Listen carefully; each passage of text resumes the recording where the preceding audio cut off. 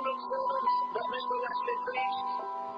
He preached in the streets. He only got into church 6 times to preach out of 600 sermons.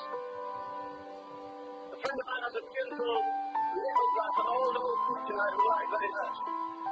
And he shows a man with a bunch of cleavers standing before Wesley going to split his head. It shows a man with a pitchfork behind him. It shows a man in a tree with a fountain blasting.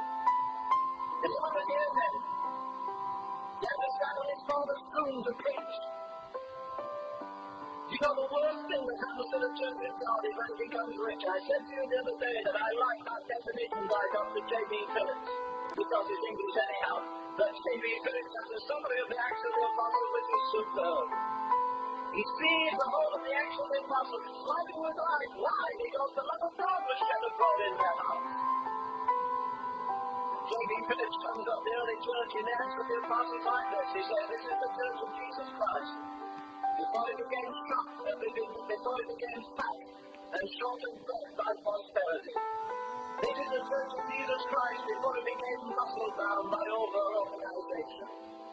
This is the Church of Jesus Christ. Well, they didn't gather together a bunch of intellectuals to study psychosomatic medicine. They healed of them. This is the Church of Jesus Christ where they did not say prayers, but they prayed in the Holy Ghost. No wonder they're an embarrassment to government. No wonder they turned the world upside down. They didn't live in the smooth, comfortable atmosphere we're in.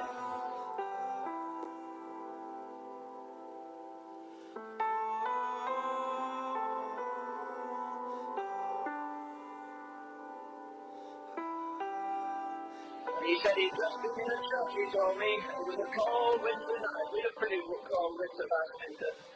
These both places have. And he pastor stood up and said, my dear friends, this Wednesday night, I want to thank you from the bottom of my heart for coming to church. It is a terrible night. The wind is blowing and it's most uncomfortable. And you've come to church. Oh, you're so wonderful. He was prepared to clap to them and give them all a crown right on the spot. They were so marvelous that they come to church.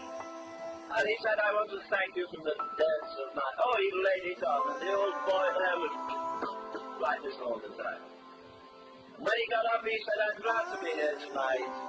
And I would like to add my personal gratitude that you people left your central heated homes and got in your beautiful heated cars and came to this heated church to sit on these nice soft pews, whereas when I am in Africa, a man will walk 15 miles to church and often have to stop to get thorns out of his feet and often hazard his life because there are lions there. I often have danger of crossing a river because of that hippopotami. Oh God, anyhow, you know what they are. Those ugly things. And then on top of that, crocodiles. And he said, you know what? They walk 15 miles home at night and they haven't got a bite of food when they get there. And you, as people, left your warm homes for your warm cars, for a warm church and beautiful seats. He said, I'm going to preach, but I'll have to go and throw up first. You'll make me sick. Well, maybe that's a bit of it. That's not exaggeration. That actually happens. But you see, the softer you get, aren't we wonderful? I sometimes wonder what will happen when persecution really does come. How many of us will stand the test? And we've got what it takes. You can't love theology, you can't love a creed, you can only love a living person who is Jesus Christ.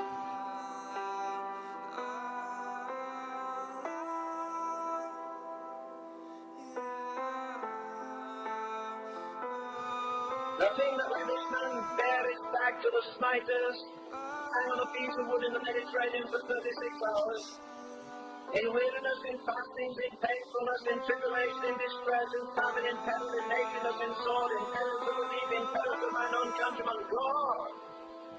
And he exalts everything the devil can shoot at him.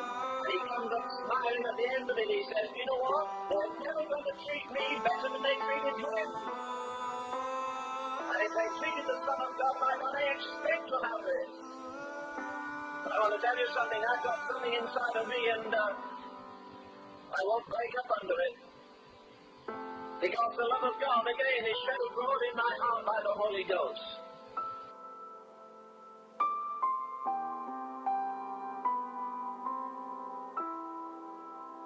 Choosing rather to suffer affliction.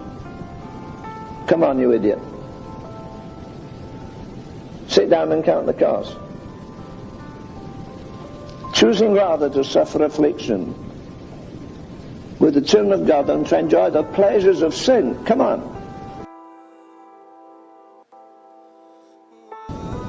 I remember the first time I was in an alliance meeting and they sang a hymn, "To be like Jesus." Oh, I want to be like Jesus. And immediately I thought, do you? Do you really? Do you want 40 days in the wilderness with the devil? Do you want to be considered mad by your relatives? Would you really like a Judas in your life? Would you like a Thomas in your life that would doubt you? Do we want to be like him? He was the master of a situation like this. His strength is made perfect in weakness. Somebody slapped him on the jaw. He could have breathed on him and shrunk him like a fly, dying. He never exercised his authority for his own defense or his own success. You men that have beards, somebody plucked your jaw and grabbed that and pulled the flesh out, you'd jump. They did that to him. Somebody got a mouthful of phlegm and spit in his face or in his eye. Doesn't do a thing. Come on, you idiot. Sit down and count the cost.